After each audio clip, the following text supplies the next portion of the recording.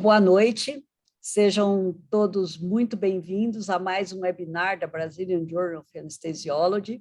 Agradeço a presença de todos. Nos nossos webinars da Abidjan, nós temos focado na discussão de diferentes aspectos da metodologia científica, indo desde a preparação do projeto de pesquisa até a publicação final, com todos os processos relacionados à escrita científica, ao processo de submissão do paper, a discussão com os editores, todo o processo editorial, e com isso focando também na melhoria da nossa revista, mas mais que isso, na melhoria, numa contribuição no enriquecimento realmente da pesquisa em anestesiologia no Brasil. Então, hoje nós temos mais um desses webinars, hoje para discutir os aspectos relacionados à instrução para os autores, e nós vamos ter aí a moderação do Dr. Leonardo Ferraro. O Dr. Leonardo Ferraro, ele é professor da Escola Paulista de Medicina, Universidade Federal de São Paulo, e também é um editor associado da Brazilian Journal of Anesthesiology. Eu agradeço imensamente a participação do Dr. Leonardo Ferraro em nossa revista e por estar aqui também moderando e fazendo mais uma atividade aí como editor associado. E, antes de começar, nós temos também aqui a participação da diretora científica da Sociedade Brasileira de Anestesiologia, professora Maria Ângela Tardelli, a quem eu agradeço imensamente a colaboração. Relembro que esses webinars da nossa revista, eles são traduzidos para o espanhol, para facilitar a participação de nossos colegas da América Latina. Eu agradeço muito à Sociedade Brasileira de Anestesiologia por todo esse apoio à nossa revista, e passo a palavra para o doutor Leonardo Ferraro, para o professor Leonardo Ferraro, para que ele conduza esse webinar e faça a apresentação do nosso palestrante de hoje, o doutor Vinícius Quintão. Muito obrigada, Leonardo. Muito obrigada, professora Maria Ângela. Eu que agradeço.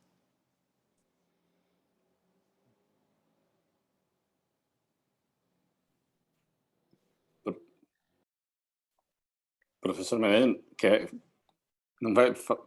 Professora, a senhora não vai... Não, só agradecer. Não, a palavra é sua, Leonardo, você que está agora no comando.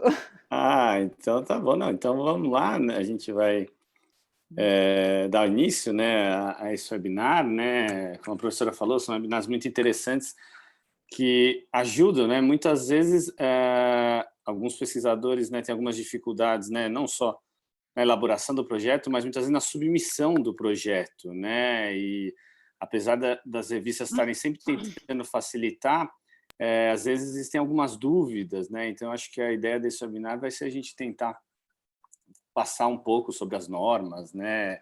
E falar um pouco da nossa revista sobre isso. Então, hoje quem vai fazer o webinar é o Vinícius, né? Vinícius, eu só perdi aqui, desculpa, achei, não, pronto. Tinha perdido até o meu celular. Então, o Vinícius é anestesiologista, TSA, SBA, né, no Hospital das Clínicas da Faculdade de Medicina da Universidade de São Paulo, doutorando em anestesiologia pela Faculdade de Medicina da Universidade de São Paulo. Vinícius, quer compartilhar? Sim, obrigado, Leonardo. Deixa eu compartilhar aqui a minha tela. Vocês estão vendo a minha tela? Sim. Certinho? Sim. Ok. Perfeito. Ótimo. Então, muito obrigado, Leonardo, pela apresentação. Também obrigado, professora Maria José e a professora Maria Ângela Tardelli. Obrigado pelo convite. E sempre eu falo que é uma grande satisfação e um grande orgulho participar do Brazilian Journal of Anesthesiology como parte do corpo editorial e também como editor associado. Se tiver algum colega fora do Brasil, Saludos a colegas de Latinoamérica. E vou começar aqui com essa apresentação discutindo um pouco sobre instruções aos autores e os guidelines, o checklist de submissão. O Leonardo já me apresentou e eu também sou, junto com o Leonardo, um dos editores associados do Brazilian Journal of Anesthesiology. Então, as instruções aos autores, né, que em inglês a gente fala Instructions to Authors, e a gente usa até uma sigla que é muito comum no meio editorial científico, ou então de revistas técnicas, que é o I2A, né, que é Instructions to Authors. As nossas instruções, elas foram atualizadas em 2019, e uma grande atualização das instruções, que foi até uma edição especial, onde as instruções foram publicadas com essa capa, que está aqui nos slides, e recentemente, agora em 2021, com a ajuda do escritório editorial do Brazilian Journal of Anesthesiology, especialmente da Mel, que é a nossa chefe editorial, nós fizemos uma outra revisão, né, das instruções dos autores, deixando as instruções mais claras, diretas, né, para tornar o processo de submissão e também da escrita, né, do artigo final para os autores muito mais facilitada. E aqui eu já coloco o endereço, né, para que vocês acessem as nossas instruções, né? Então, é o site da nossa revista, BJAN, né, Brazilian Journal of Anesthesiology, -sba.org. Esse é o site da revista e diretamente aqui para acessar as instruções, né, que estão lá no nosso site. Então, para a gente começar a discutir um pouco sobre instruções, né, para os autores, aos autores, é muito importante a gente entender o escopo da revista, né? Isso faz parte, né, do processo final, provavelmente, de todo pesquisador, né, que é a escrita do seu manuscrito final, né, do seu relatório, né, de pesquisa, que vai ser o artigo, o manuscrito, é uma parte extremamente importante, né, para qualquer pesquisador, que é a forma oficial, né, de divulgação dos seus resultados para o meio acadêmico. Então, é muito importante a gente entender o escopo da revista para que o artigo, né, seja submetido para a revista correta. Então, o escopo da BJAN, ele já está lá, faz parte das instruções dos autores, está no site, que é isso. Então, a BJAN, a nossa revista, ela publica trabalhos originais nas áreas de anestesia clínica, cirurgia, terapia intensiva, medicina perioperatória e dor, incluindo desde a pesquisa básica, a pesquisa translacional e a pesquisa clínica em si, e também artigos especiais de educação e inovação tecnológica. Apesar de ser um escopo extremamente amplo, ele, dentro da medicina, ele é um escopo reduzido quando a gente pensa que é basicamente a medicina perioperatória, a terapia intensiva. Então, é importante a gente entender o escopo, e isso qualquer revista ela tem que deixar muito claro o seu escopo para que os autores enviem os seus relatórios, né, finais, ou seja, os seus manuscritos para a revista, para o jornal correto. Começando a destrinchar agora as instruções aos autores, nas nossas instruções aparece este quadro que eu considero muito importante, né, que é uma parte mais técnica, né, dos manuscritos, onde a gente consegue ver todos os tipos de manuscritos, as palavras, né, o máximo de palavras que cada manuscrito comporta, o máximo de referências que cada manuscrito comporta, a quantidade de tabelas e figuras também para cada tipo de manuscrito, e se esse manuscrito terá um resumo ou não. Então, que, por exemplo, uma investigação original, que aqui inclui tanto a pesquisa clínica quanto a pesquisa básica ou translacional original, então são artigos originais de pesquisa observacional, intervenção ou pesquisa básica ou translacional. Esse tipo de manuscrito ele tem até 3.000 palavras, 30 referências, no máximo 6 tabelas e figuras, né, juntando as duas, e um resumo estruturado com no máximo 250 palavras. Então, para cada tipo de manuscrito, nas nossas instruções tem essa parte técnica que é extremamente importante. E logo abaixo, né, deste quadro, existe uma breve explicação para cada tipo de manuscrito, que também é muito importante. Então, partindo para uma parte também um pouco técnica, que geralmente gera muita dúvida, né? E agora com um processo diferente que eu vou comentar um pouco mais à frente dentro da Bijan, isso diminuiu muito o retrabalho dentro do processo editorial, principalmente de revisão.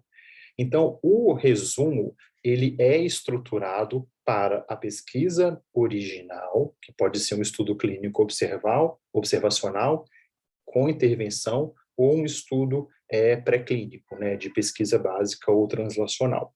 E este resumo estruturado, ele tem que conter um background, né, que como se fosse uma pequena introdução, ou esse background pode direto, se ele for muito extenso, pode direto colocar somente o objetivo, né, do estudo, os métodos, resultados e conclusão, né? Então, o resumo estruturado tem que conter esses quatro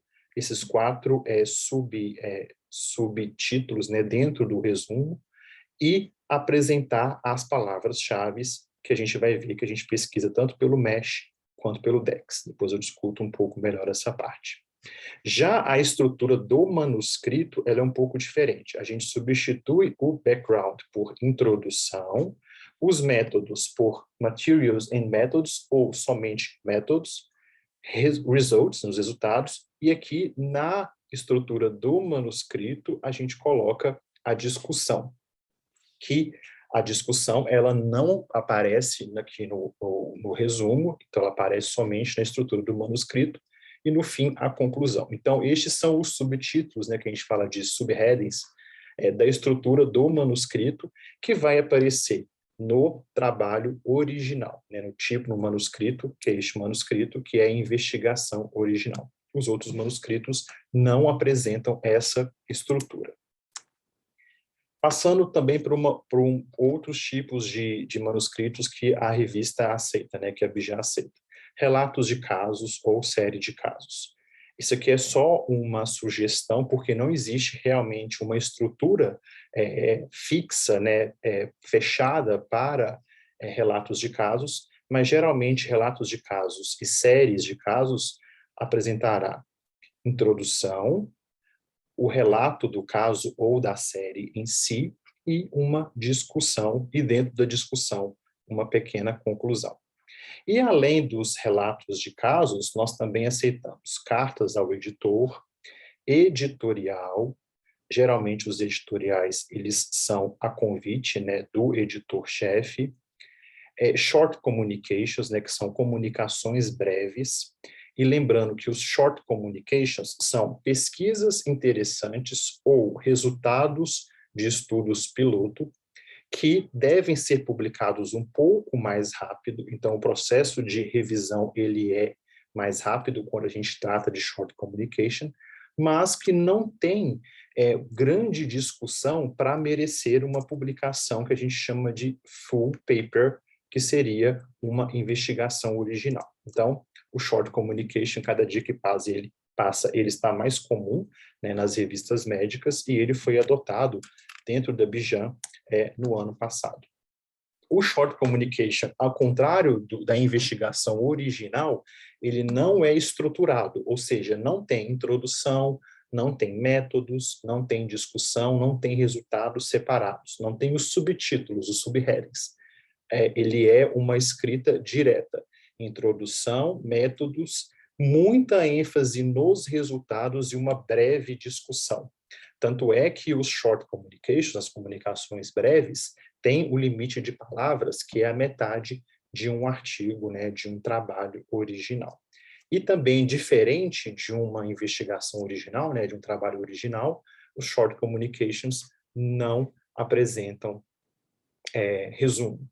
Então, short communications, geralmente a gente publica trabalhos também originais, mas onde a quantidade de dados ou a discussão não é suficiente para ser colocado num trabalho original, como, por exemplo, um estudo clínico randomizado. Além desses tipos de publicações, nós também aceitamos revisões narrativas, geralmente por convite do editor-chefe, revisões sistemáticas e revisões de escopo, que hoje a gente chama de Scoping Review, que é um tipo de revisão sistemática, mas um pouco diferente da revisão sistemática, onde o Scoping Review faz um apanhado de uma maneira sistemática do conhecimento, sem mostrar muita evidência, né, que é o objetivo de uma revisão sistemática. Mas o método da revisão de escopo é bem parecido com a revisão sistemática. Também com essas novas normas, hoje nós aceitamos outros tipos de revisão. Além da revisão narrativa, que é por convite do editor-chefe, nós também aceitamos revisões rápidas, também é convite do editor-chefe, revisão de State of Art, né, que é o estado da arte, também por convite do editor-chefe, e revisão de revisões, que é o Review of Reviews, que também cada dia que passa está mais comum, são grandes revisões de revisões sistemáticas, né? Está chegando nesse nível. Tantas revisões sistemáticas de um determinado assunto que a gente consegue fazer uma grande revisão das revisões sistemáticas e também por convite do editor-chefe. Já as revisões sistemáticas e revisões de escopo, que é uma revisão, que é um tipo de revisão sistemática, pode ser submetido diretamente à revista, sem passar pelo convite ou avaliação do editor-chefe ou do corpo editorial. Então, esses são os tipos de manuscritos que nós aceitamos. Passando agora para uma parte mais prática da submissão do seu manuscrito, né, quando você for submeter o seu artigo no Brazilian Journal of Anesthesiology. Uma parte que é extremamente importante, né, que eu considero, principalmente para que o editor-chefe considere que o seu manuscrito vá para a revisão, é a cover letter, né, que é a carta de apresentação. É uma carta que você vai apresentar o seu manuscrito para o editor-chefe, ou, dependendo da revista, editor associado. No Brazilian Journal of Anesthesiology, todos os manuscritos passam pelo editor-chefe antes de ir para o editor associado. E nessa cover letter, essa carta de apresentação, você vai mostrar para o editor por que você acha que o seu manuscrito deve ser publicado na Abijam. Então, quais são os focos, quais são os pontos que vocês, autores, deverão colocar na cover letter? Então, focar na novidade, no que é novo no seu manuscrito, que merece publicação. Né? Também o valor, né, do seu trabalho. E isso tudo tem que estar relacionado ao escopo da Abijam. Né? Além disso, você vai mostrar, né, com argumentos importantes por que o editor deve considerar o seu manuscrito para publicação. Além disso, na cover letter, na carta de apresentação, você vai especificar que o seu manuscrito não foi publicado e também não está sendo considerado para ser publicado em outro manuscrito. Isso é considerado extremamente antiético no meio editorial. Mas nós aceitamos artigos que foram publicados como preprint ou trabalhos acadêmicos. Por exemplo, o objeto da pesquisa foi apresentado num congresso ou numa conferência, ou foi material de uma dissertação de mestrado ou uma tese de doutorado, e isso não é considerado pré-publicação, não é considerado publicação em uma revista, então ele pode ser publicado também, né, pela Abijam, se ele foi publicado como um trabalho acadêmico. E lembrar que a carta de apresentação, né, a cover letter, não irá fazer parte, né, da publicação final. É uma forma de comunicação extremamente efetiva com o editor e com o corpo editorial. Eu gosto muito das dicas que o American Journal Experts, que é o AJE, que é uma empresa americana que, além de fazer revisão do inglês, né, principalmente para nós que não somos falantes nativos do inglês, No site, e se vocês entrarem no site aqui embaixo, no aje.com, vocês conseguem assinar a newsletter do AJE, e vocês receberão algumas dicas muito importantes. E este aqui é o endereço com dicas para a escrita de uma cover letter, né? Uma cover letter, uma carta de apresentação que será interessante, que será eficiente na apresentação do seu manuscrito. Inclusive, eles colocam disponível lá no site do American Journal Express até um template para que você substitua, né, por dados do seu manuscrito e os seus dados aqui nesse template, para que você tenha mais sucesso, né, na apresentação do seu manuscrito. Recomendo muito visitar esse endereço para ler e entender as dicas para a escrita de uma cover letter. Então, algumas dicas práticas da minha parte, tanto como editor associado e também como autor. A cover letter tem que ser somente uma página, né? A gente nunca escreve mais do que uma página, porque senão o editor não irá ler, né? Nunca colocar na cover letter muitos dados do seu trabalho, né? Os seus resultados, a sua discussão. Isso não é para aparecer na cover letter. Você tem que mostrar na cover letter por que é novo e por que merece ser publicado. Porque os dados, os resultados, a discussão, o editor vai ler no seu artigo, não na sua cover letter. Sempre utilizar um endereço de e-mail oficial, né? Evitar sempre endereço de e-mail pessoal. Em algumas situações isso não é possível, mas a grande maioria trabalha em hospital ou então em alguma instituição acadêmica e, se possível, ter um e-mail oficial, porque isso é muito mais importante, isso torna a comunicação muito mais acreditada, diferente de você usar um e-mail pessoal. O papel, né, aqui no caso é uma cover letter digital, né, mas eu usei um papel timbrado, né, com o símbolo das instituições que eu pertenço, a Universidade de São Paulo e Escolas Clínicas, ou então um template, né, que apresente aqui um papel timbrado. Isso também é muito importante, mostra que o seu trabalho foi feito realmente numa instituição, que tem apoio de uma instituição. Tudo isso são detalhes que tornam a sua carta de apresentação mais profissional. E na Bijan, a gente pede para que, na carta de apresentação, o autor inclua a quantidade de palavras, quantas tabelas e quantas figuras, né, estão no manuscrito, né? Isso para tornar o trabalho do escritório editorial mais facilitado, né, para saber se realmente esse manuscrito está dentro das normas, né, das instruções dos autores da Bijan. Então, são dicas práticas de cover letter que eu considero extremamente importantes. Uma outra parte muito importante do manuscrito, e isso no processo de submissão, é a página título, né, que é a title page.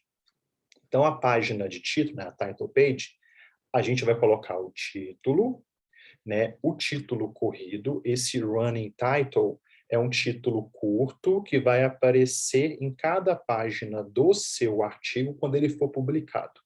Isso fazia mais sentido quando as revistas ainda eram todas de papel, e hoje a grande maioria dos manuscritos são publicados online. Então, o running title não faz tanto sentido hoje mais, porque você leu o título, passou 2, 3 páginas, tem o running title na parte superior de cada página, né? Então, por isso que a grande maioria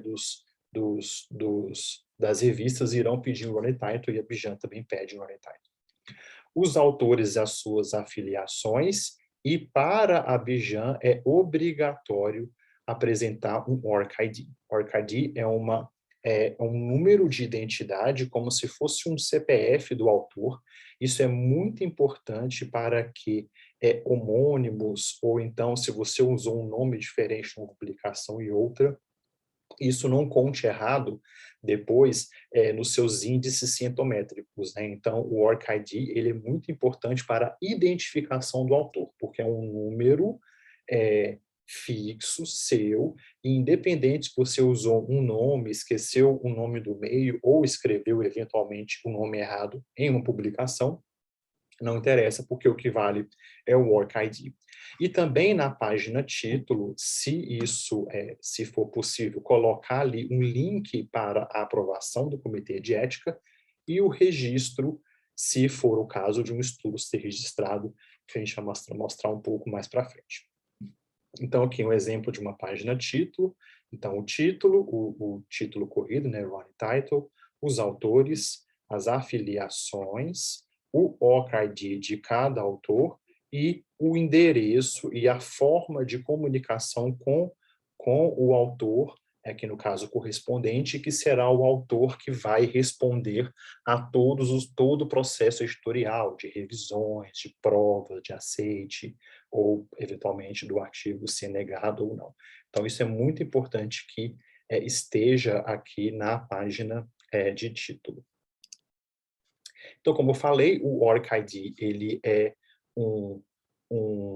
uma identidade, né, dos pesquisadores, é gratuito, você entra no site, né, ORCID, e faz o seu cadastro, você vai ganhar um número, isso aqui é a página pública do meu ORCID, você pode deixar totalmente público ou algumas partes não públicas, então tem onde você trabalha, aqui eu cortei porque não dá para aparecer todas as partes, mas todos os seus artigos já publicados, linhas de pesquisa, fomentos, etc. Então, esse número, ele é fixo, é o meu número.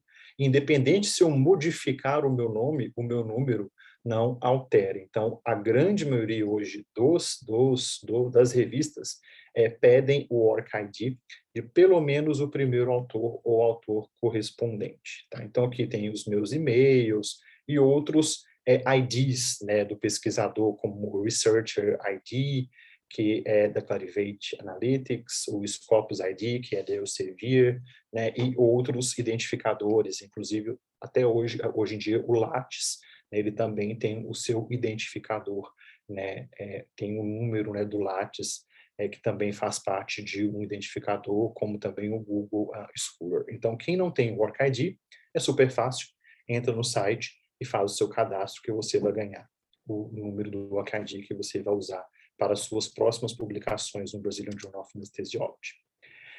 Alguns detalhes ainda do resumo. Então, eu falei que o resumo tem que ter essas 4 partes, né? Background, métodos, resultados e conclusão, e as palavras-chave, as keywords, que também é um motivo de muita dúvida e também erro durante o processo de submissão.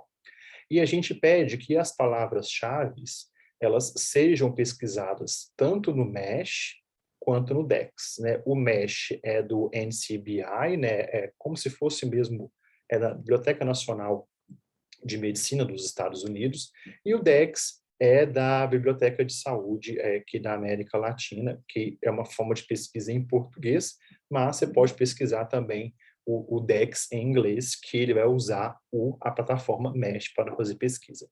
Então, o MESH ele é acessado também pelo mesmo site, né, do NCBI, onde eu acesso tanto o MESH quanto, por exemplo, o PubMed. Né? Então, esse aqui é o site, né, do MESH, que é o National Library of Medicine, né, dos Estados Unidos.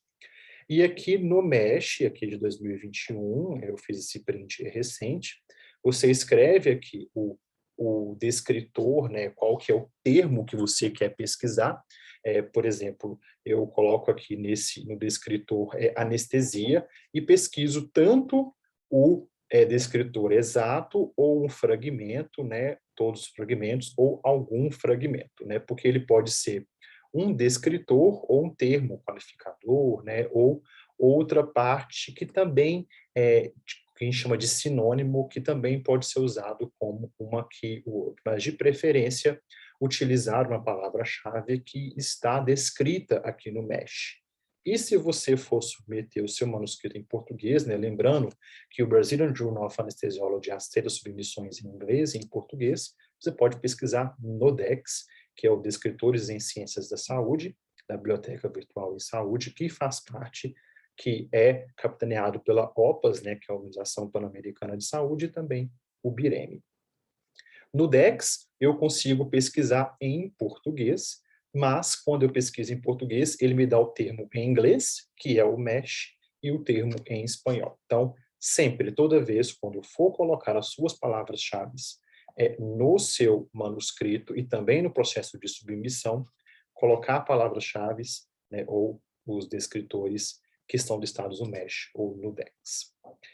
Partindo para algumas partes também importantes do manuscrito. Então, agradecimentos que podem aparecer ou não.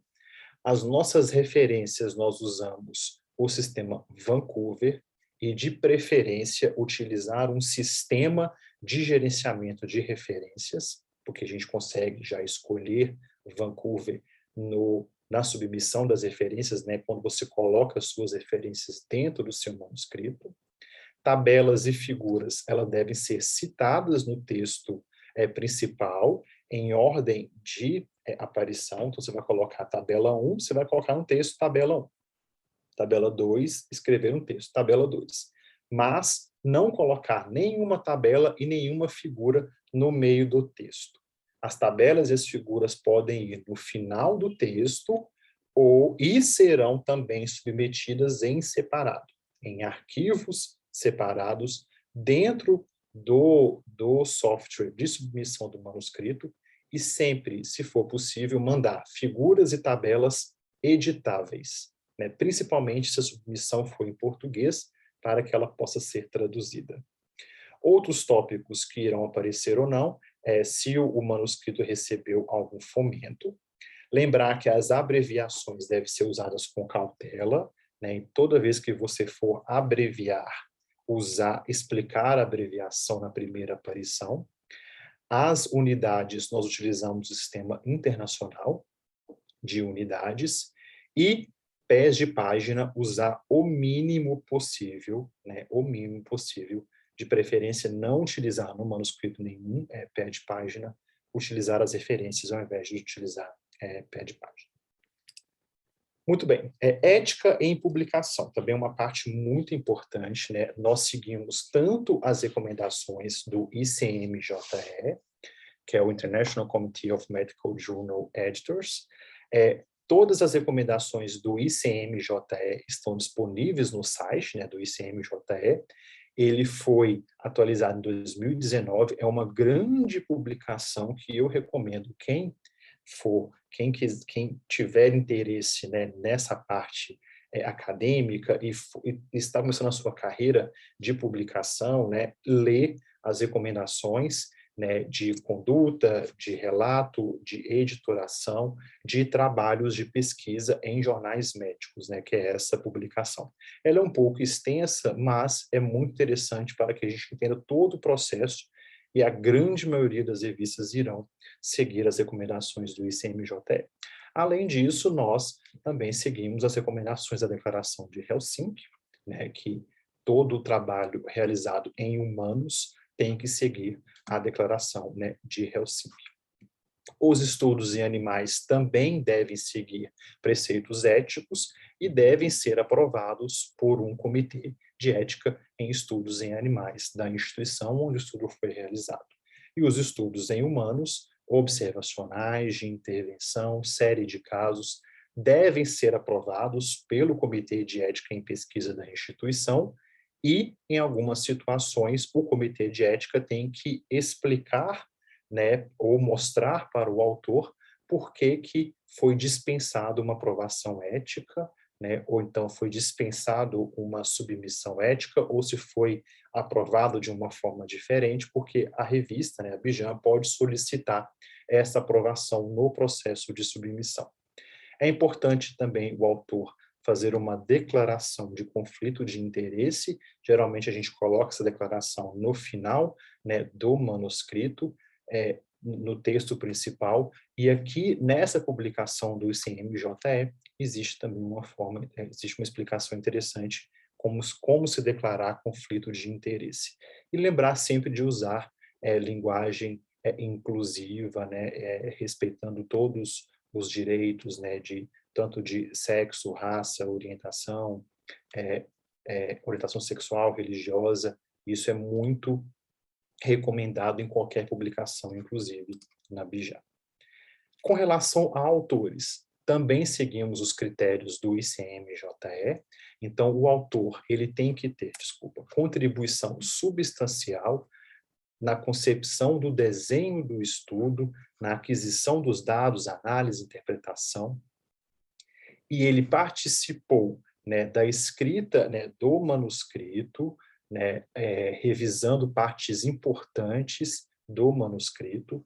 Ele aprovou a versão final que será publicada, né, e também ele vai concordar em ser responsável por qualquer situação que envolva o manuscrito na sua publicação, ou se ele for contestado ou não. Então, essas são as quatro características de autores do ICMJE que a Brazilian Journal of Anesthesiology adota e provavelmente a grande maioria das revistas também adota. Então, discutimos aqui os tipos de manuscritos, a estrutura do resumo com as palavras-chave, a estrutura de uma investigação original, a estrutura de um relato de caso, outros tipos de publicação que nós aceitamos, como carta ao editor, comunicações breves, que são as short communications, editoriais, tipos de revisão sistemática ou narrativa e outros tipos de revisão narrativa.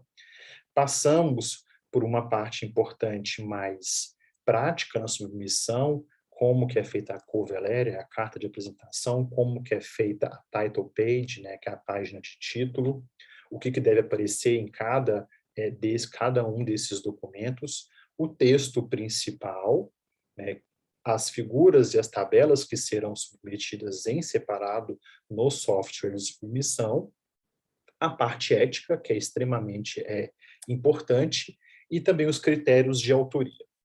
Agora eu vou discutir um pouco sobre os Reporting Guidelines, né, que também faz parte do processo de submissão dentro da BJAN. Então, desde 2019, né, mais especificamente 2020, o Brazilian Journal of Anesthesiology, ele recomenda, na verdade, ele exige que o autor submeta, junto com o seu manuscrito, um checklist de submissão do manuscrito. O checklist, ele é retirado de um Reporting Guideline. Então, as nossas regras, as nossas instruções dos autores, como eu falei, foram revisadas em 2019, e nós recebemos uma mentoria da University of Oxford, que foi muito importante na escrita das nossas instruções, que foram revisadas agora em 2021. E, a partir de então, a gente pede que os autores sigam os Reporting Guidelines, que são listados na plataforma Equator. Então, esse aqui foi um editorial que escrevemos, né, apresentando os Reporting Guidelines. Aqui é a plataforma Equator, onde todos os Reporting Guidelines estão juntos, né, nessa plataforma, e aqui na primeira página da Equator, aqui é o endereço, e na primeira página da Equator já aparecem os principais Reporting Guidelines. Eu tirei esse print quarta-feira, então até quarta-feira, até ontem, né, 479 Reporting Guidelines estão aqui juntos nessa plataforma. Então é muito fácil de você encontrar o checklist, né, do seu Reporting Guideline aqui nessa plataforma. Então os mais importantes estão aqui.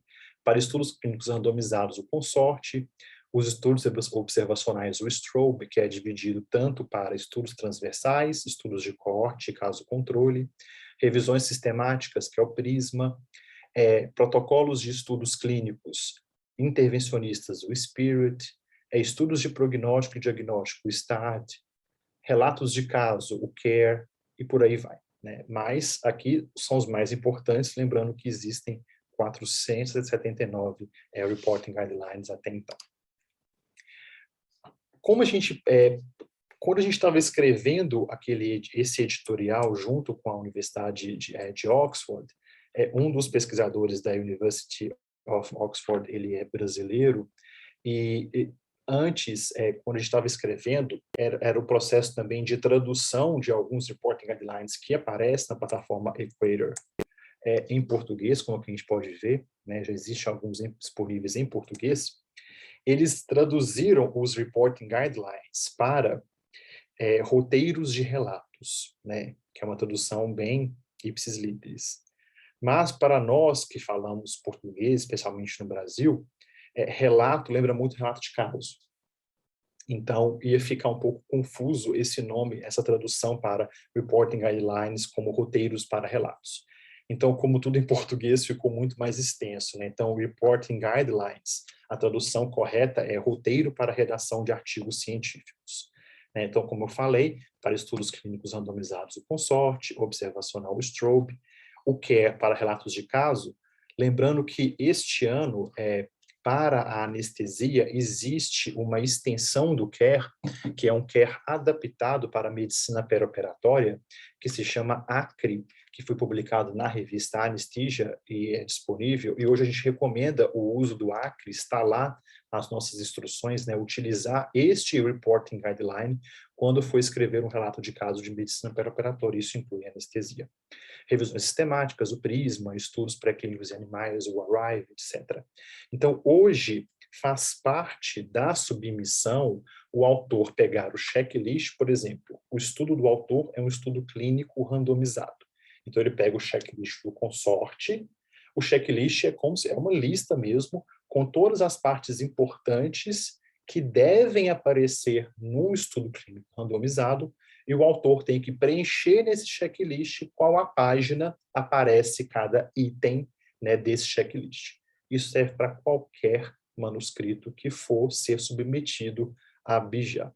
Isso aumenta muito a transparência e torna o manuscrito muito mais completo, né, deixando que o leitor tenha todas as informações corretas e que um possível pesquisador consiga replicar essa pesquisa ou usar numa revisão sistemática, ou simplesmente esse leitor aplique esses dados, essa pesquisa clínica na sua prática, né? Então, por isso que é importante os Reporting Guidelines e foram adotados pela revista desde 2019 e 2020.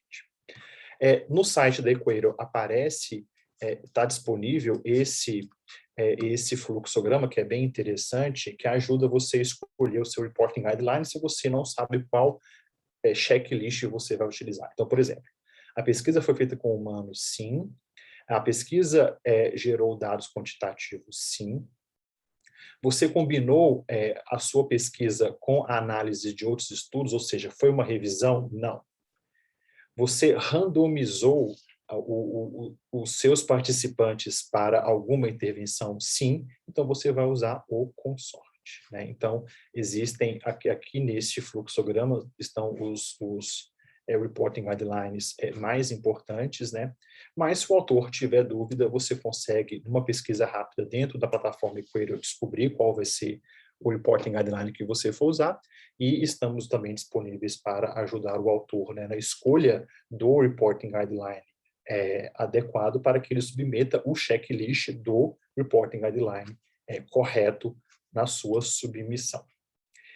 Passando agora para uma parte muito importante, que é o checklist de submissão. Eu vou apresentar um checklist de submissão bem mais resumido, né? O checklist de submissão que o Escritório Editorial ele utiliza, ele é muito mais detalhado, né? Porque realmente precisa de muito mais informações, mas na submissão, esse checklist ele está lá nas nossas instruções.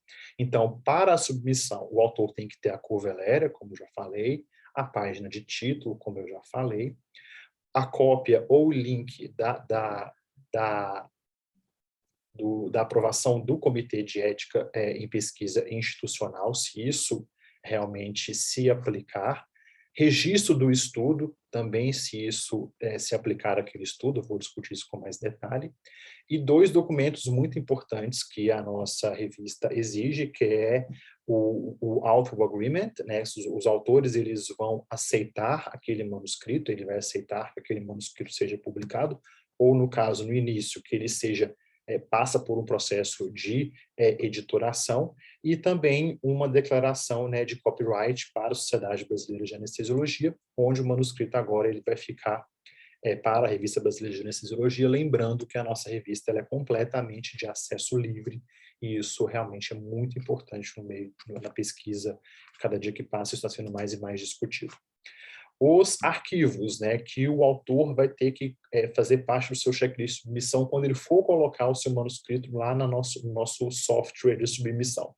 Então, o texto principal, o resumo com as palavras-chave, como já discutimos, as figuras, né, com as suas legendas, né, as tabelas com título, se tiver pé de página, as notas, né, de explicação, né, da tabela, e lembrando que essa tabela, de preferência, editável. Figuras, tabelas, elas serão submetidas de uma maneira individual, né? Você não precisa, pode colocar no final do texto principal, mas você vai submeter as figuras na parte de figura e a tabela na parte de tabela dentro do software de submissão que nós utilizamos. O manuscrito sem nenhum dado que possa identificar os autores. O nosso processo de revisão, ele é duplo cego, né? Então, o autor não sabe quem que vai ser o revisor e o revisor não sabe qual é o autor daquele manuscrito, né? Nosso processo de revisão é duplo cego. Esse manuscrito, de preferência, ele deve ser checado tanto na escrita quanto a gramática. Todas as referências que aparecerem no manuscrito, né, no texto principal, têm que estar listadas, né, na seção de referências do manuscrito, e nós sempre sugerimos algum software de gerenciamento de referências, né? O EndNote, que é da Clarivate Analytics, o Mendeley, que é da Elsevier, o Zotero. Eu utilizo o EndNote há muito tempo, o EndNote Online, todos eles são gratuitos, e sem dúvida, quando você começa a usar um gerenciador de referências, você não consegue nunca mais não usar, né? E torna muito mais fácil colocar a referência. Se você apaga, você consegue modificar, e ele modifica a ordem automaticamente, e você já consegue escolher qual que vai ser o estilo da referência, que no caso nós adotamos o estilo Vancouver. Quando você usa, por exemplo, o EndNote, você consegue escolher: eu quero usar Vancouver, todas as referências vão ficar no estilo Vancouver. E o checklist do Reporting Guideline, que tem que ser submetido junto com o seu manuscrito. Quais são os maiores problemas que eu vejo quando eu faço parte, né, do processo de submissão como editor associado? Então, a falta de aprovação ética, principalmente em relatos de caso onde a aprovação ética por um comitê de ética geralmente não é obrigatória, mas precisa ter um consentimento informado, né? Então, isso tem muita falha na submissão desta parte do manuscrito, que agora, com o checklist de submissão feito pelo escritório editorial, isso diminuiu muito. Então, se o autor não mostra aprovação ética, e se for um relato de caso, um termo de consentimento, isso volta para o autor para ele corrigir antes de passar pelo processo de revisão. A escrita em inglês, né, principalmente em países que não falam inglês, né, como o Brasil, por exemplo, excesso de figuras e tabelas, né, então coloca mais figuras e tabelas do que o necessário. Isso também agora, com o checklist de submissão, ele é corrigido antes do manuscrito ir para a revisão. Excesso de abreviações, falta de legenda da figura, então vem a figura sem a legenda, não adianta, né? Eu não consigo entender a figura, a grande maioria das figuras tem uma legenda. Tabelas não editáveis, isso também é muito ruim, porque o escritório editorial depois não vai conseguir modificar a tabela para ficar na diagramação da revista, ou se vier em português, não vai conseguir ser traduzido para o inglês. E falta de registro, né, que isso também agora é um grande gargalo, porque a gente, cada dia que passa, exige que os estudos sejam registrados antes de serem publicados, né? Na verdade, o estudo tem que ser registrado antes de ser iniciado. Então, estudos clínicos e revisões sistemáticas e revisões de escopo.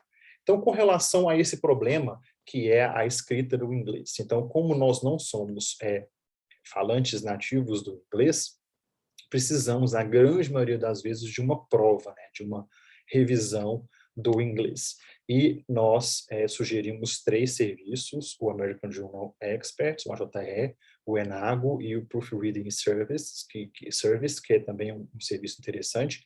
Muitos autores nos questionam com relação ao preço, né, mas infelizmente é uma parte muito importante da revisão, porque em algumas situações a escrita em inglês é muito ruim e a gente não consegue, em algumas situações, nem entender o que o autor quis falar, então é importante que essa revisão seja feita.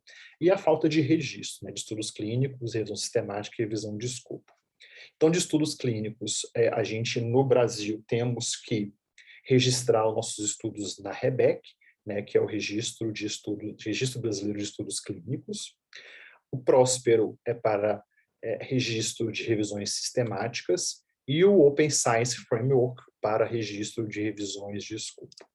Então, aqui mostrando isso também, esse link para essa plataforma está nas nossas instruções, que é o International Clinical Trials Registry Platform, e lá estão listadas todas as plataformas de registro de estudos clínicos disponíveis, né? E aqui a segunda que aparece, a nossa, a brasileira, que é a REBEC, né? Que é o Registro Brasileiro de Estudos Clínicos. Muitos registram no Clinical Trials, mas lembrando que o Clinical Trials é uma plataforma de registro americana, e hoje, se o autor ele não tem um registro prévio no Clinical Trials, ele não consegue registrar um estudo novo. Então, hoje, se você nunca registrou um estudo antes, você não vai conseguir registrar no Clinical Trials no seu nome. Você vai ter que usar a plataforma REBEC, né? E como está listada aqui neste site da Organização Mundial de Saúde, ela é aceita em qualquer revista e a gente aceita qualquer uma destas plataformas. Cada dia que passa, essa lista está aumentando, porque cada país, a tendência que cada país tenha a sua plataforma de registro de estudos clínicos. Aqui é o Próspero, que é da Universidade de York, no Reino Unido, para registro de revisões sistemáticas, e o Open Science Framework, para registro de revisões de escopo, né? Lembrando que o Próspero ainda não aceita registro de revisões de escopo, então a gente tem que registrar aqui no Open Science Framework. E uma última parte que a gente considera extremamente importante, cada dia que passa está mais e mais comum dentro do Brazilian Journal of Anesthesiology, é o autor compartilhar os seus dados brutos, não de-identificados, né? Você não consegue identificar o participante, então os dados são de-identificados. Em algumas situações, o autor compartilha até como foi feita a análise estatística, né, dos seus dados. Então, a Bijan, ela encoraja, né, que os dados sejam compartilhados usando um repositório, né, de dados apropriado. Um dos exemplos de repositório é o Mendeley Data, que faz parte do grupo da Elsevier. Você consegue colocar todos os seus dados aqui de maneira gratuita, e quando você publica os seus dados dentro do Mendeley Data, ele gera um DOI, um identificador, né, de objeto, o DOI, que você consegue colocar esse DOI no seu manuscrito como se fosse uma referência, mostrando que os seus dados estão ali compartilhados. Em algumas situações, né, no final do seu manuscrito, você faz uma declaração mostrando que os seus dados estão compartilhados de maneira gratuita, e como tem um DOI, os dados eles estão vinculados ao seu nome, né? Então, esse aqui é um manuscrito de um dos nossos colegas, editor associado, o Gabriel Guimarães, que ele publicou esse manuscrito, que é um estudo prospectivo, e todos os seus dados estão aqui, de-identificados aqui no Mendeley Data, e eu consigo fazer o download de todos esses dados brutos que não estão identificados, né, de-identificados, para que, por exemplo, um leitor ou então um pesquisador quer realmente ver se esses dados, essa análise estatística é correta ou não, ou então quer usar os dados de uma revisão sistemática, ele tem esses dados brutos com muito mais detalhe do que simplesmente um relato do estudo, que é o manuscrito final. Então, isso faz parte hoje, isso já é realidade dentro da Bijan. Muitas revistas já solicitam que você coloque os seus dados abertos, e a gente, dentro do Brazilian Journal of Anesthesiology, estimula os autores a compartilhar os seus dados brutos no final da sua publicação e citar isso dentro do seu manuscrito.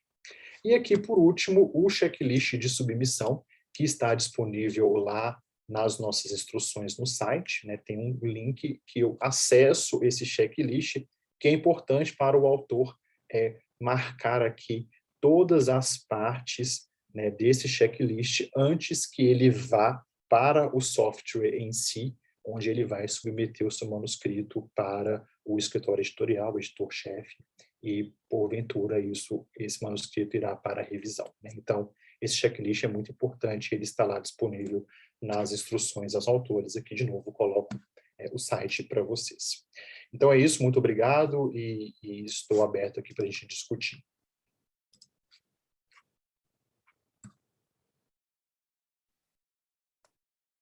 Excelente.